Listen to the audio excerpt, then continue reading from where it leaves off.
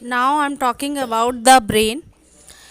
In proportion to the size of the body, the human brain is the largest among all animals.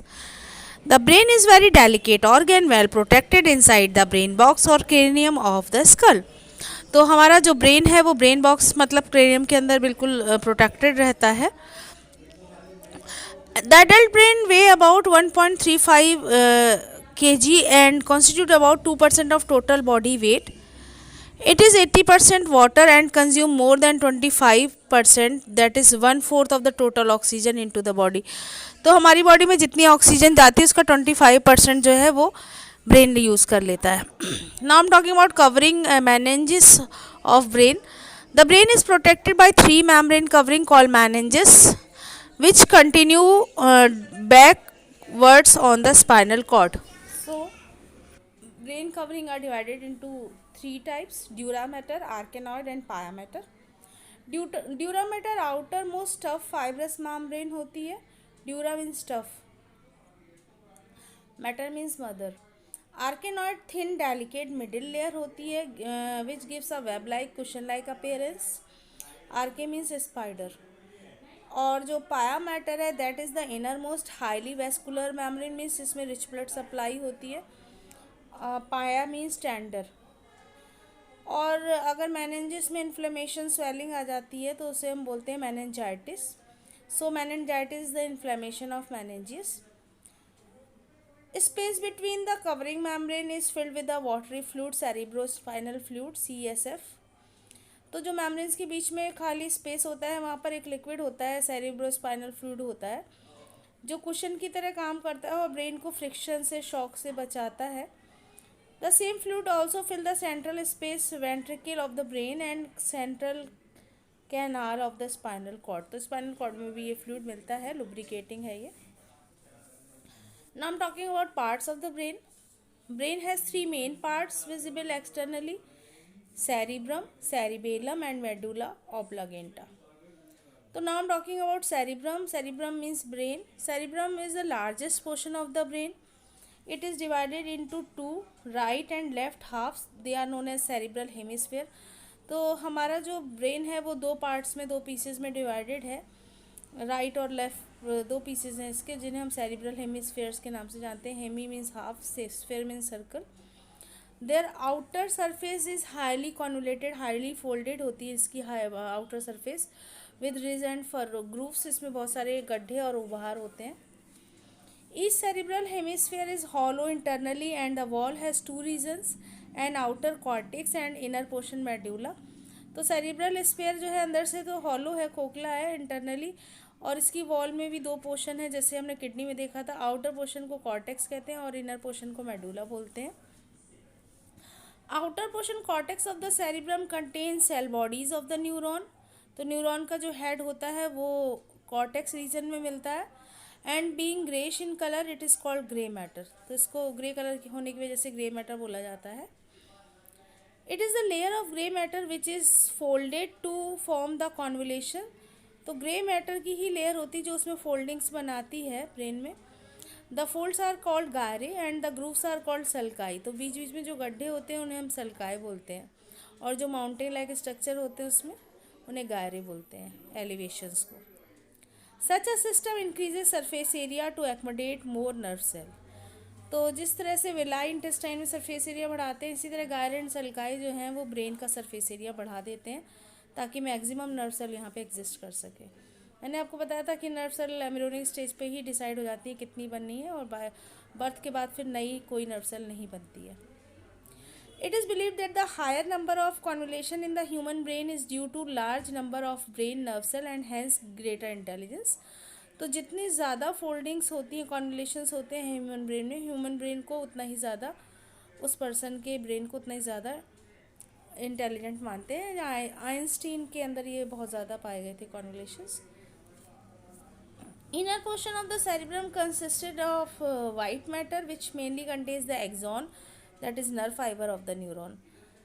तो जो cerebrum का अंदर वाला portion है white matter उसको बोलते हैं और उसमें मेनली एक्सॉन होता है नर्व का long process. Corpus callosum hard body is a sheet of fibre connecting the two cerebral hemispheres. तो जो दोनों हाफ ब्रेन के पीस हैं, सेरिब्रम के हेमिस्फेयर्स हैं, उनको आपस में जोड़ा जाता है जिसके थ्रू, उसको बोलते हैं कॉर्पस कैलोजम। जैसे हमारे ऊपर ऐसे मांग दिखती है बालों के बीच में, ऐसे अंदर ये दोनों भी आपस में कॉर्पस कैलोजम से अटैच हैं। तो function of corpus callosum is to transfer information from one hemisphere to other. Corpus callosum के थ्रू एक सर्कल से, हेमिस्फेयर से मैसेज दूसरे हेमिस्फेयर में ट्रांसफ़र किया जाता है। Highly developed cortex that is grey matter enable us to think, reason out, invent, plan and memorise. तो सेरिब्रम की काफ़ी इंपॉर्टेंस है, क्योंकि इसमें जो ग्रे मैटर है वही हमें बताता है कि हम क्या सोचेंगे और क्या प्लानिंग आप कर रहे हैं, कोई इन्वेंशन है, कोई मेमोरीज़ हैं, वो सारी यहीं पर स्टोर होती हैं। Overall the cerebrum is the seat of intelligence, consciousness and will power. It control all voluntary actions. तो आपका जो कॉन्शियस माइंड है और जो आपकी आईक्यू है वो सब डिसाइड इसी से होती है।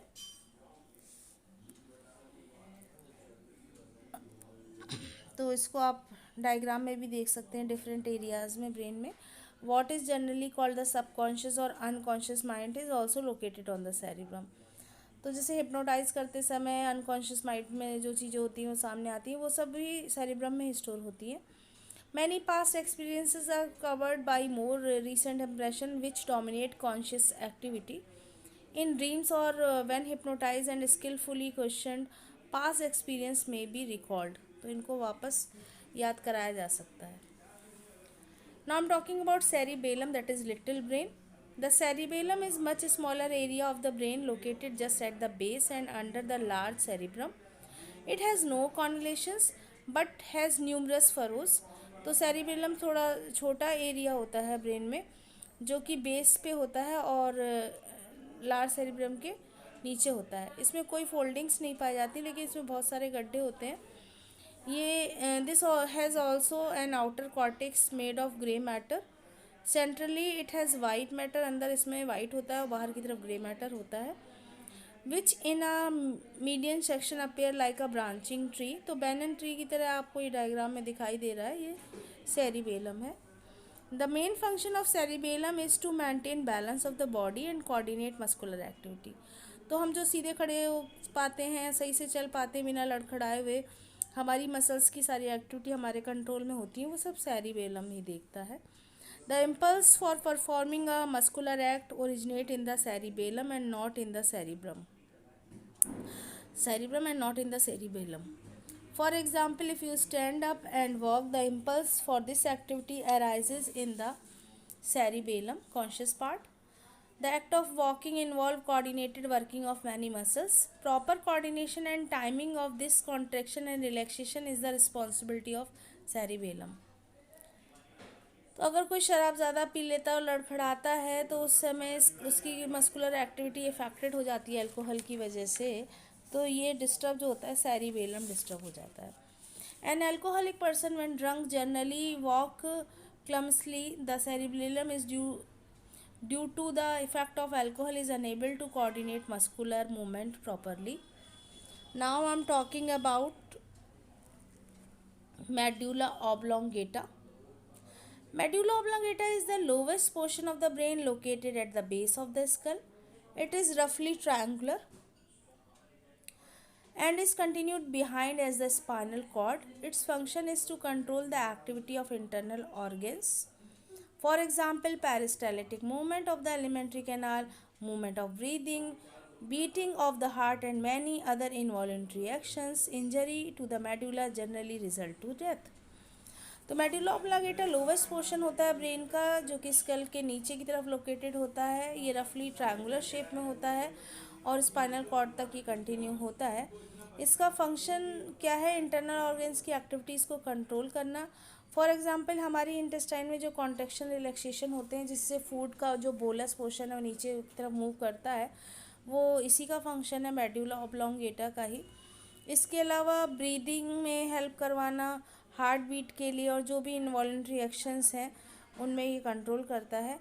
और अगर मेडुला ऑब्लोंगेटा में कोई इंजरी हो जाती है, चोट लग जाती है, तो डेथ भी हो सकती है। फांसी लगाते समय जो खिंच जाता है वो मेडुला ऑब्लोंगेटा ही होता है, जिसकी वजह से डेथ हो जाती है।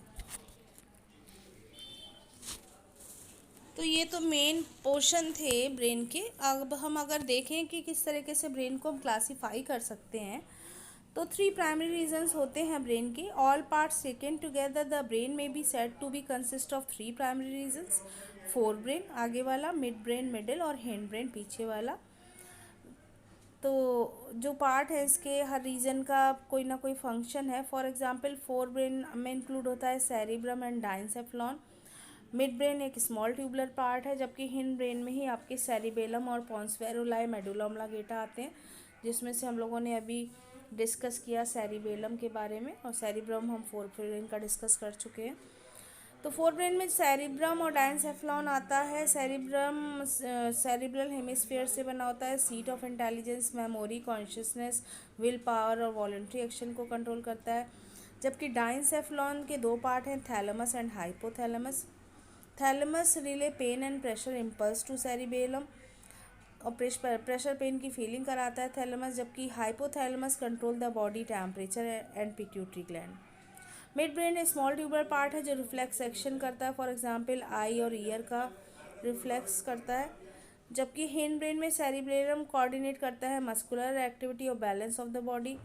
पॉन्स लोकेटेड होता है सेंट्रल में ब्रेन के, सेरिब्रेलम के नीचे, कैरी करता है इम्पल्स को एक हेमिस्फीयर से सेरिब्रेलम के दूसरे हेमिस्फीयर में।